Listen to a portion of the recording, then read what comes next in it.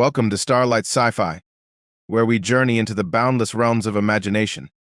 Buckle up as we dive into stories of humanity's grit, ingenuity, and unyielding spirit. This is where science fiction meets the human condition. Earth was just another silent dot in the galaxy, insignificant and unnoticed. But when the Galactic Empire turned its gaze toward our blue planet, they didn't find a defenseless species. They found something they weren't prepared for. This is the story of how humanity sent a warning so shocking, so unprecedented, it shook the Empire to its core. Earth declared no entry. In the year 2097, humanity stood on the precipice of a golden age. Scientific breakthroughs had transformed society, uniting humanity under a single banner of progress.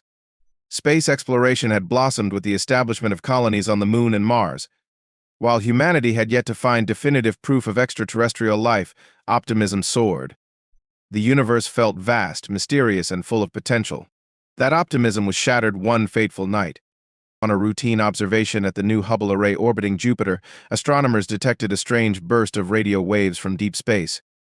At first, it seemed like a rare cosmic phenomenon, perhaps the collapse of a distant star or an exotic anomaly. But within hours, further analysis revealed something extraordinary. The signal wasn't random. It pulsed with precision, delivering intricate mathematical sequences. Hidden within the patterns were blueprints for structures too advanced to comprehend, energy equations far beyond human understanding, and, chillingly, a translated message. Prepare for assimilation. Compliance ensures survival. The transmission came from a distant region of the galaxy, and accompanying data suggested it was sent decades ago. But what made the discovery truly terrifying was the additional revelation: an object was approaching Earth at near light speed. The object wasn't a single entity but a fleet. Thousands of colossal starships were heading toward the solar system. Projections calculated their arrival in less than a year. Humanity's first contact was not with benevolent explorers or curious scholars. It was with conquerors, the Galactic Empire. The Galactic Empire was a sprawling interstellar power that had expanded across thousands of worlds. Every planet they encountered was given the same ultimatum: surrender and become part of the Empire, or resist and face annihilation. Most chose to submit, overwhelmed by the Empire's technology and fleet of immense warships. For the Empire, Earth was just another target, an insignificant blue-green world orbiting an average star, home to a species barely venturing into space. For humanity, this was an existential crisis. Every country on Earth was brought into the conversation as governments scrambled to understand the scope of the threat. Superpowers, long at odds, were forced to work together. A global emergency council was formed, pooling resources and knowledge to prepare a response. The United Nations released a carefully worded statement, urging the global population to remain calm, but panic began to spread. News outlets broadcast continuous coverage of the signal and the approaching fleet. Social media buzzed with fear and speculation. Some saw it as the end, others as a divine test. But in secret, world leaders and scientists were already crafting a plan. If Earth was to face a superior force, surrender seemed inevitable unless humanity could turn its unique strengths into its greatest weapon. The invaders had technology, but humanity had creativity, resourcefulness, and a fierce will to survive. Earth wouldn't be assimilated quietly. The people of Earth had only 1 year to prepare. 1 year to defy a force that had conquered countless worlds. 1 year to prove that this small, fragile planet would be their most formidable adversary. When the news broke that an alien fleet was heading toward Earth, the initial response from humanity was chaos. Fear swept through the global population like a wildfire. Conspiracy theories flourished, some claiming the message was a hoax, others proclaiming it as divine judgment. But beneath the panic, the leaders of the world knew one thing for certain: humanity had less than a year to prepare for a threat unlike anything it had ever faced.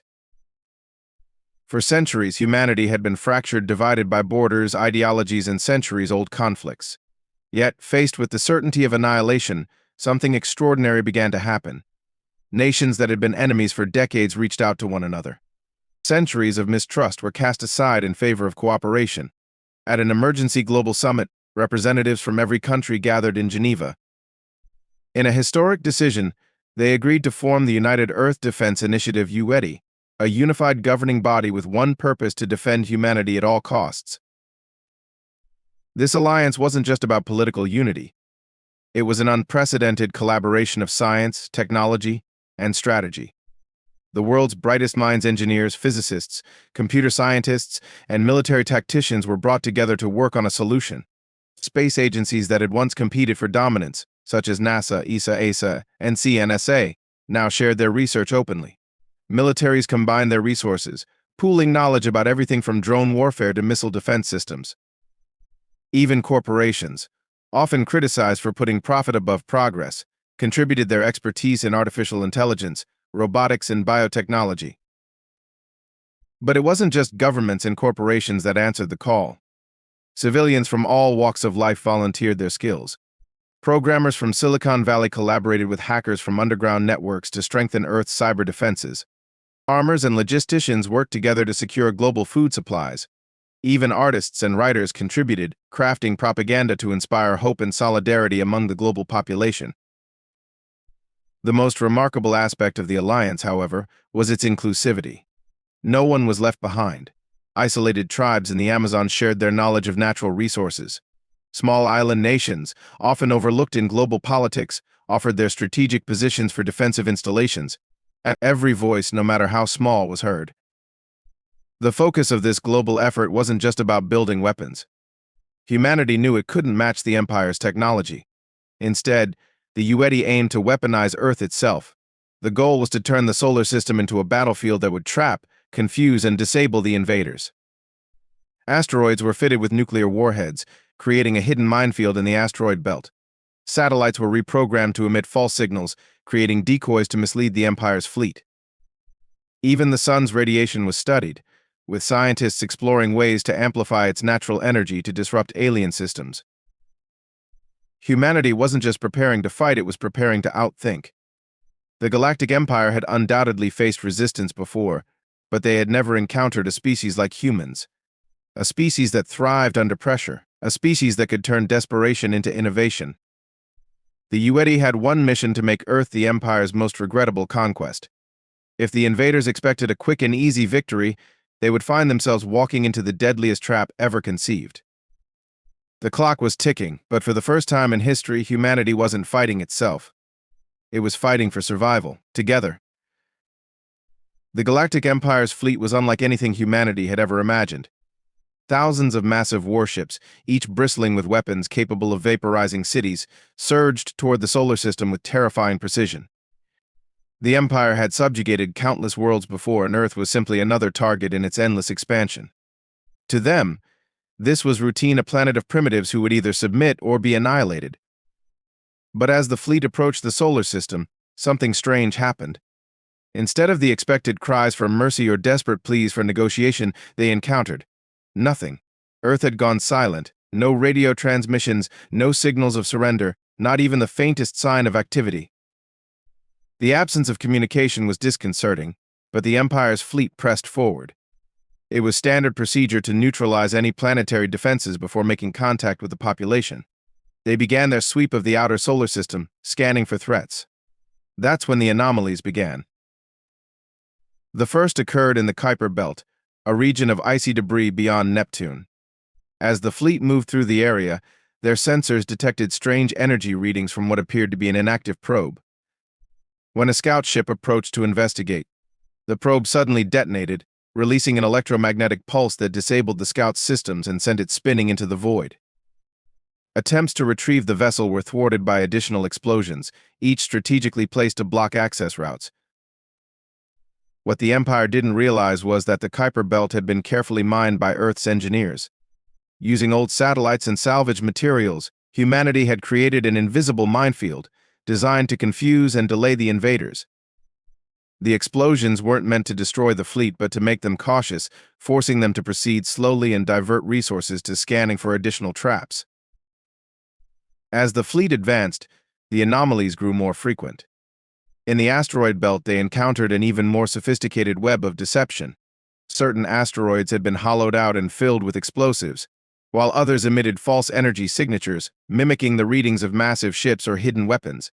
The Empire's advanced AI systems, accustomed to logical patterns, struggled to distinguish real threats from decoys. The most unnerving discovery came near Jupiter.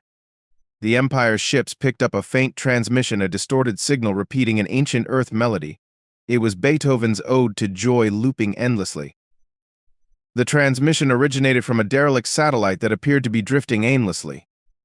When the Empire's engineers attempted to trace its source, they uncovered a labyrinth of overlapping signals designed to lead them in circles.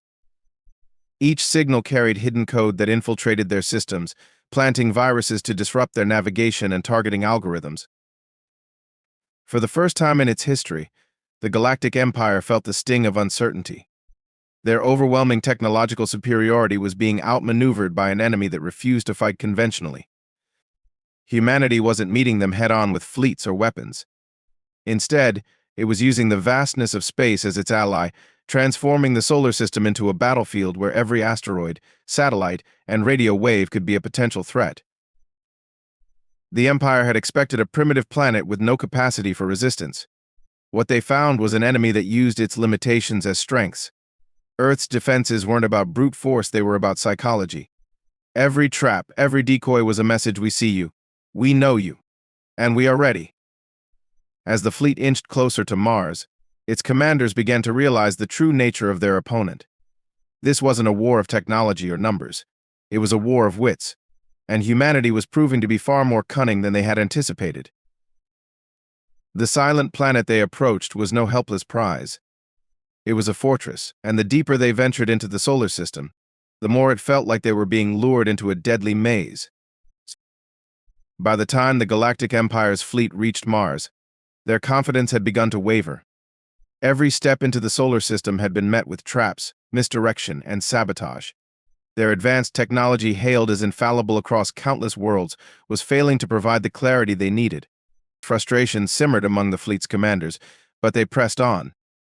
After all, no species had ever successfully resisted the Empire. Earth would be no different. Mars, humanity's fledgling colony, was the fleet's next target. The Empire expected to find settlements brimming with desperate refugees, perhaps begging for protection in exchange for surrender. But what they encountered was something entirely unexpected. As the fleet approached, their long-range sensors suddenly went dead. Communication between ships became erratic. Vital systems flickered and failed. Confusion spread like wildfire. The fleet's commanders assumed it was another Earth trap, a more sophisticated version of the electromagnetic pulses they had encountered earlier. They ordered their engineers to trace the source of the disruption, expecting to find hidden devices or sabotage. What they discovered instead was far more terrifying. The sun had gone dark. Not literally, of course.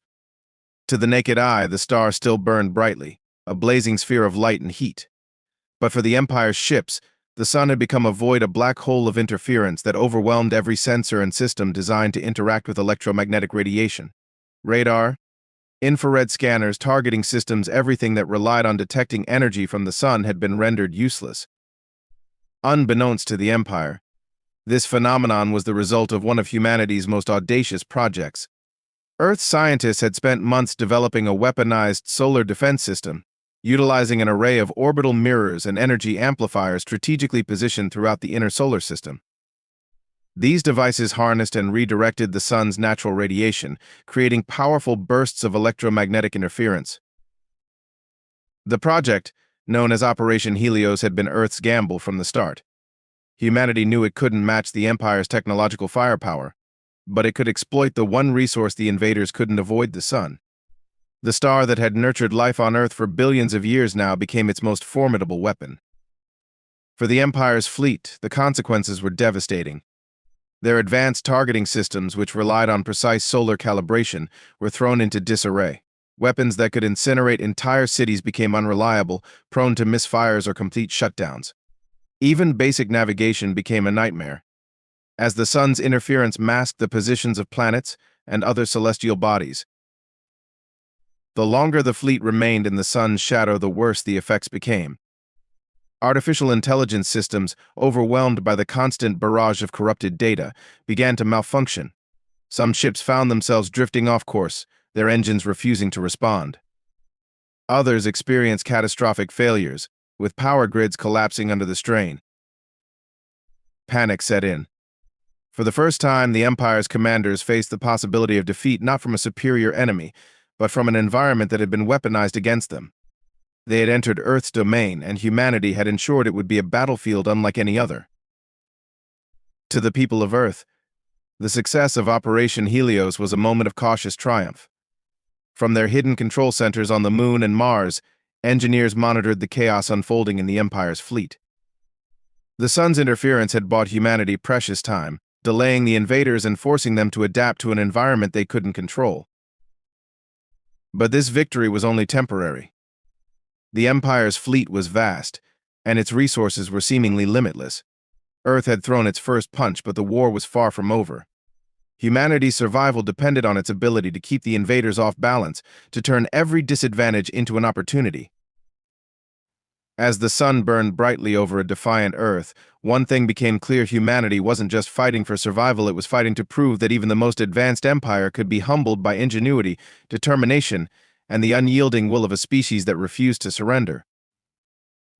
As the Galactic Empire's fleet struggled to adapt to the solar disruptions, humanity was far from idle. The chaos caused by Operation Helios had bought valuable time, but it was never intended to be a permanent solution. Earth's leaders and scientists knew the invaders would eventually adapt, as they had done with countless civilizations before. Humanity needed a decisive edge, something the Empire wouldn't see coming. That edge lay deep within the Earth, in a laboratory buried miles below the surface. Known only as Project Aegis, it was humanity's most classified undertaking. Unlike the traps and decoys scattered across the solar system, which relied on misdirection, Project Aegis focused on creating a weapon that could directly confront the Empire's overwhelming firepower. It was not a missile, a bomb, or even a traditional weapon. It was an idea, one born from humanity's greatest strength: its unpredictability. The foundation of Project Aegis was an extraordinary discovery made decades earlier, but kept secret from the public: quantum entanglement on a planetary scale. Scientists had developed a method to manipulate quantum fields in a way that could disrupt the fundamental principles of advanced technology. At its core, the project sought to exploit the very thing that made the Galactic Empire powerful: their dependence on ultra-sophisticated, interconnected systems. Over the course of months, the brightest minds on Earth worked in secret to perfect the weapon. They called it the quantum cascade. Unlike traditional weapons, which relied on brute force, the quantum cascade was designed to infiltrate and destabilize. Once activated, it would send a wave of entangled particles through the fabric of space, targeting the specific frequencies used by the Empire's ships. The result would be catastrophic. Their systems wouldn't just malfunction, they would unravel at the quantum level, rendering their ships and weapons inoperable. The challenge, however, was deployment. The quantum cascade required immense energy to activate, far beyond what Earth's infrastructure could provide. To solve this, humanity turned to its most abundant resource: the sun. The same network of mirrors and amplifiers used in Operation Helios was repurposed to channel solar energy directly into the quantum cascade device. It was a dangerous gamble. Any miscalculation could vaporize the entire installation. But with the Empire's fleet closing in, there was no room for hesitation. As the final preparations were made, Earth's defenses continued to hold the invaders at bay. On Mars, hidden railguns launched high-speed projectiles at the fleet, forcing them to expend valuable energy on shielding. On Earth, coastal installations fired prototype hypersonic missiles, striking with pinpoint accuracy. Every attack was designed to buy more time for Project Aegis. When the Galactic Empire's fleet finally reached Earth orbit, the trap was set. The quantum cascade had been positioned in the shadow of the Moon, concealed from the Empire's sensors. As the invaders deployed their warships, confident in their overwhelming firepower, humanity activated the device. The effect was immediate and devastating. The Empire's ships, so reliant on their interconnected systems, began to fail one by one. Shields flickered and vanished. Weapons refused to fire. Even basic life support systems faltered, leaving crews scrambling to maintain control. From the Moon, Earth's engineers watched in awe as the mighty fleet that had brought terror to countless worlds was reduced to a collection of drifting hulks. But the quantum cascade wasn't without its costs. The energy required to power it had drained Earth's reserves, leaving the planet vulnerable if the fleet recovered. Humanity had dealt a critical blow, but the war was far from over. The Galactic Empire would regroup, adapt, and return with even greater force. Still, the success of Project Aegis proved one thing: humanity was no ordinary prey. For the first time, the Galactic Empire had been outmaneuvered, its technological supremacy undone by the ingenuity of a species it had underestimated. Earth was still standing, and its people were more determined than ever to defend their home. The battle was far from over, but humanity had shown that it was a force to be reckoned with. The war for survival was just beginning. The Galactic Empire's fleet had been crippled, its once invincible armada reduced to a disjointed collection of powerless ships adrift in Earth's orbit. For humanity, the victory was monumental. Project Aegis had proven that the invaders were not untouchable, that even the mightiest empire in the galaxy could be brought to its knees. Across Earth, celebrations erupted. People who had spent months in fear dared to hope. But beneath the surface, Earth's leaders and scientists knew better. The fight was far from over. Even in their current state, the Empire's fleet remained dangerous. Although their systems had been destabilized by the quantum cascade, their sheer size and numbers posed a threat. And worse, the Empire's adaptability was legendary. They had faced resistance before, and they always returned stronger. Within days of their defeat, the Empire's engineers began to restore functionality to some of their ships, creating a skeleton fleet capable of limited operations. The first retaliation came swiftly. A partially restored dreadnought, still brimming with destructive potential, launched an orbital strike on one of Earth's hidden lunar installations. The base was obliterated in seconds, its destruction a grim reminder of the Empire's lingering power. For humanity, it was a wake-up call: the war wasn't over. It was escalating. The Galactic Empire's response was as ruthless as it was calculated. They deployed a new strategy, one that targeted Earth's greatest vulnerability: its people. The Empire's commanders understood that humanity's strength lay in its unity, so they sought to break it. Using the remnants of their fleet, they began broadcasting messages directly to Earth, bypassing the planet's firewalls and communication systems. The messages were chilling.